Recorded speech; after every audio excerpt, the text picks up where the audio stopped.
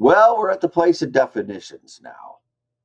What this current core of the Sabres and the fans have been bitching about for 15 years for the fans and about 5 years for the current core of the Sabres. Yes, nothing like insulting your viewer to start.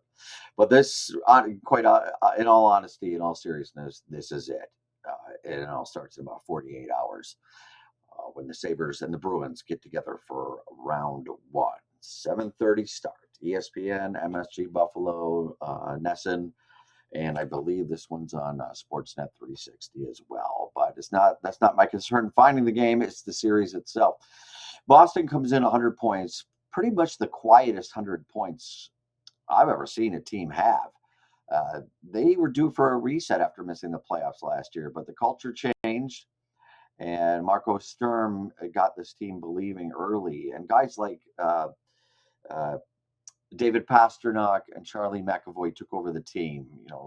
Patrice Bergeron gone into retirement and Marchand down in Florida. It was time for a new era of leadership, and they've done it and done it in a very, very impressive fashion. Just to start here, and this will be quick on the series. If you're going to talk Boston Buffalo, you got to first start with Jeremy Swayman and net for the Bruins. He's been outstanding. He's the fourth in stats as a goaltender, and he very well can and very possibly could, and it is very much capable of stealing a series, getting goalie, they call it. He very possibly could do this. He is that good. Interestingly enough, the Sabres as a team have a better save percentage than the Bruins do as a team. And this all points to UPL. Can Ukko-Pekka Luukkonen play at the top of his game? Because that is what it's going to take for them to beat Boston in this series. Boston has some serious firepower and they have serious experience too. And there's no room for a bad game. Swayman can have a bad game and come back and you know what you have in net.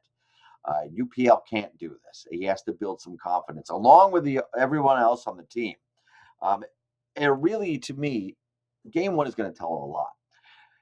And how many periods or shifts or games is it going to take the Sabres to get to their game, which is coming at Boston in waves and rolling four lines the way Lindy loves to do, and basically overwhelming the opposition. What we saw them do on many a night since December 9th, playing up to their potential.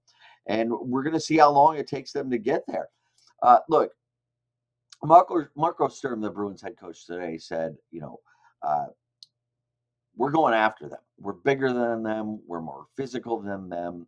I don't know if he's really looked at the Sabres lineup. I mean, Tage is 6'7". Logan Stanley's 6'7". Matthias Samuelsson 6'6". Tuck is a big boy. Rasmus Dahlin's 6'3". But I understand the philosophy, and he's right. This is exactly what I would do. See what their defense can deal with early. Force them into mistakes, and hopefully turning those mistakes over to the skill players on your team to put it in their back of their net. This is what I would do. What are the Sabres in the playoffs? They have heard about playoff hockey for years now, these guys that have not played in the playoffs.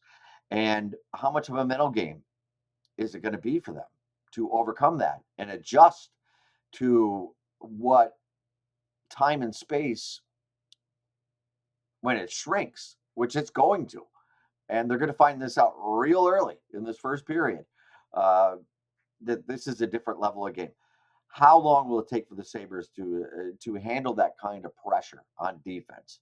And that goes to everyone, 1 through 6 in the lineup, to Dahlin and Samuelsson and Owen Power, who can be a turnover machine in his own zone when he doesn't have the first pass clear to him or the first step towards breaking the puck out of the zone.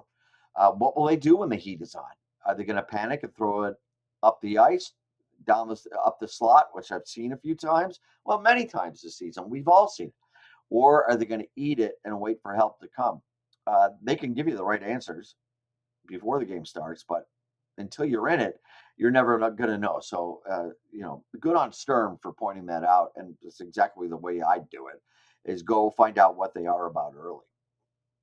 A couple of keys to this series really stands out to me is the Buffalo power play. 19th, 19.5% clip. And it's good for 21st in the league. The Bruins lead the league in minors. They've taken 318. And Nikita Zadorov has been out of the box. Oh, he's got 152 penalty minutes. And a lot of those are the minors. And the Bruin penalty kill really isn't that great. They're at a 77.7% kill rate, good for 24th. So this Buffalo power play that has gone pretty much dormant for a while now, it has to wake up, and it has to be early in the series. Obviously, the Bruins know they're going to try to load up Tage on the left side for the one-timer. How do the Sabres adjust to that? Can the second unit come through? This is where you hold them like gold power plays, and the Bruins take penalties.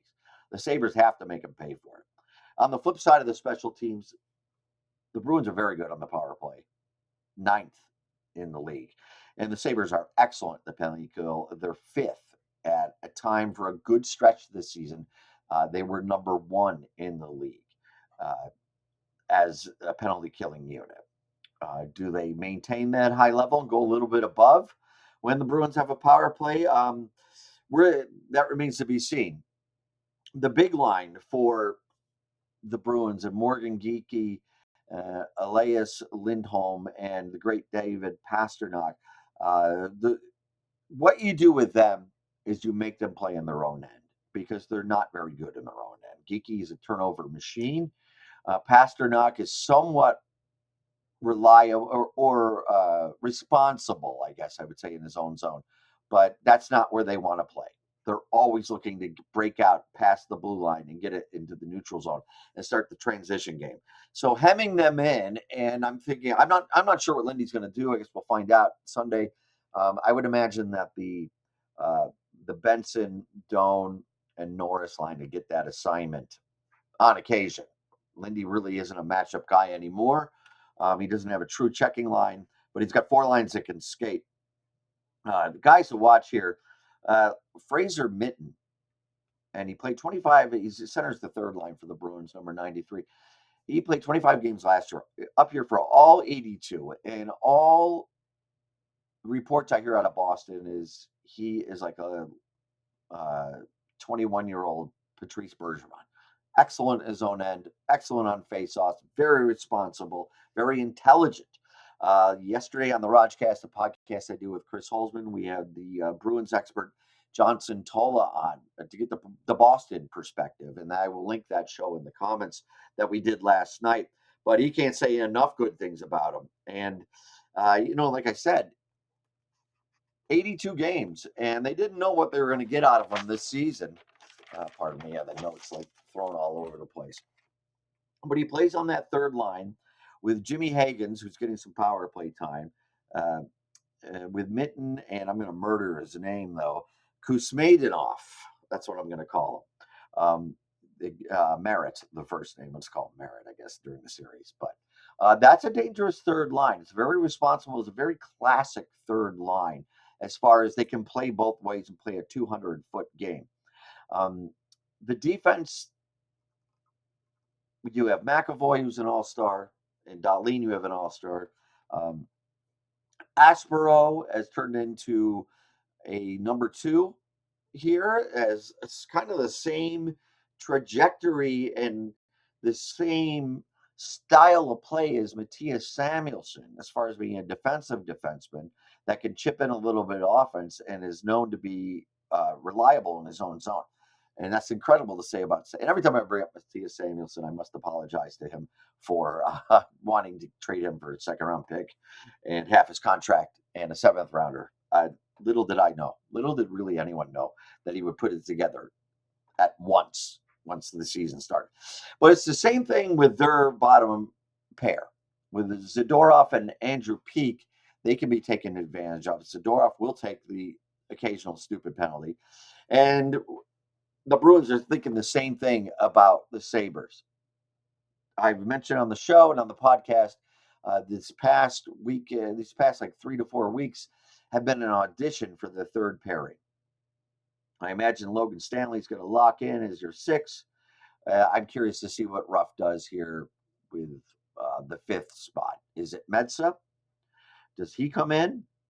Or does he go with Shen with more experience in game 1? Or does he see what Mensah can be and where he's at in a playoff atmosphere off the bat in game 1 and then makes his adjustments down the road in games 2 and then 3 and 4 when they head to Boston? All in all, I think it's a real under the radar series. The Sabres are the favorites here. My prediction is this: I see the Sabres starting slow. I see the Bruins winning game 1 and not in a 3-2 double overtime lucky bounce way. I see a 4-1 Bruin win. But I think as this series goes on, the Sabres gradually start to take it over. It just depends how long it takes them to get to their game. It might take them just the first period. It might take them after the first game. It might take them into the third game. But I think the Sabres take over this series and win it in 6. So everyone that's been bitching out there, I'm just kidding. Enjoy the series, and I'll see you back here after game